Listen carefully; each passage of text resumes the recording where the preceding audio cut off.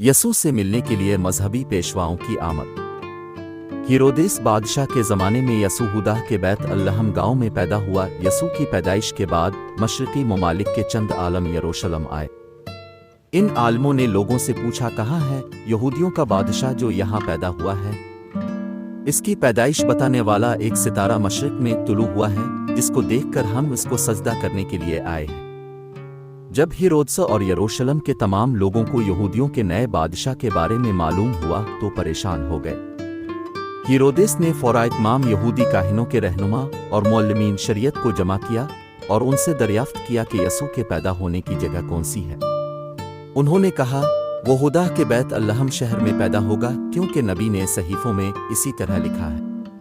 ए बैत अल्लहम हुदाह के इलाका में हुदाह पर हुक्मरानी करने वालों में तो ही अहम है, और हाँ, एक हुक्मरान तुझसे आएगा और वही हुक्मरान मेरे लोग बनी इसराइलियों पर हुक्मरानी करेगा। मेक 5:2। तब हेरोदेस ने खुफिया तौर पर मशरिकी ममालिक के मजहबी आलिमों को बुलाया और उनसे दरियाफ्त किया कि इसने इस सितारे को सही तौर पर किस वक्त पर देखा।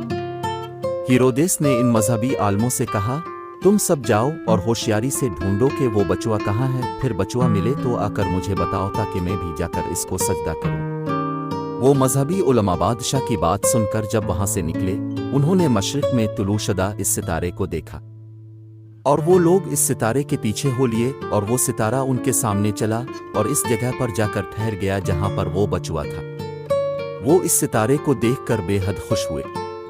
जब वो लोग इस घर में आए और बच्चा को अपनी माँ मरियम के पास पाया तो उसके सामने गिरकर सजदा किया और अपने कीमती तोहफे खोलकर इसमें से सोना, लुबान और मारिस को नजर किया। लेकिन खुदा ने इन मजहबी आलिमों को ख्वाब में हिदायत दी कि तुम हेरोदेस के पास दोबारा ना जाओ।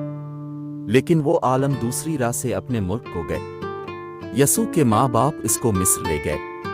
मजहबी आलिमों के चले जाने के बाद खुदावंद का फरिश्ता यूसुफ को ख्वाब में नजर आया और कहा, उठ जा, इस बच्चे को और उसकी माँ को साथ लेकर मिस्र को भाग जा, क्योंकि हेरोदेस इस बच्चे की तलाश में है कि इसको मार डाले, और जब तक मैं न कहूँ तो मिस्र ही में आराम से रहना। इसके फौरालिफ बाद यूसुफ उठा बच्चा और उसकी माँ को साथ लेकर रात के वक्त में मिस्र को चला गया। हेरोदेस के मरने तक यूसुफ मिस्र ही में रहा। खुदाविंद कहता है, मैंने अपने बेटे को मिस्र से बुलाया। नबी की मरिफत खुदा की कही हुई ये बात पूरी हुई। बैत अलिफ लिलहम में नन्हे बचुए का कत्ल आम। हेरोदेस को जब ये मालूम हुआ कि आलिमों ने इसे बेवकूफ़ बनाया है तो वो बहुत गज़बनाक हुआ। हालांकि इस बच्चे के पैदा होने का वक्त हेरोदेस ने इन आलिमों से जान लिया था और अब इस बच्चे को पैदा हुए 2 साल गुजर गए थे। इस वजह से हेरोदेस ने बैत अल्लहम और उसके अतराफ में 2 साल की कम उम्र के तमाम न्यूई बच्चों को कत्ल करने का हुक्म दिया। इस तरह यर्मिया नबी के जरिया खुदा की कही हुई ये बात पूरी हुई। रामा में मातम और ज़ारो क़िता रोना सुनाई दिया। वो बहुत रोने और गम व अंदों की आवाज़ थी। राखेल अपने बच्चों के लिए रो रही थी। उनके मर जाने की वजह से इनको तसल्ली न दे सका। यर्मिया, यूसुफ और मरियम का मिस्र से वापस आना। हेरोदेस के मरने के बाद खुदावंद का फरिश्ता यूसुफ को ख्वाब में फिर नजर आया और यूसुफ के मिस्र में रहने के वक्त ही ये बात पेश आई थी। फरिश्ता ने इससे कहा, उठ जा, बच्चा को और उसकी माँ को साथ लेकर इसराइल को चला जा, और कहा कि बच्चा को कत्ल करने की कोशिश करने वाले अब मर गए हैं।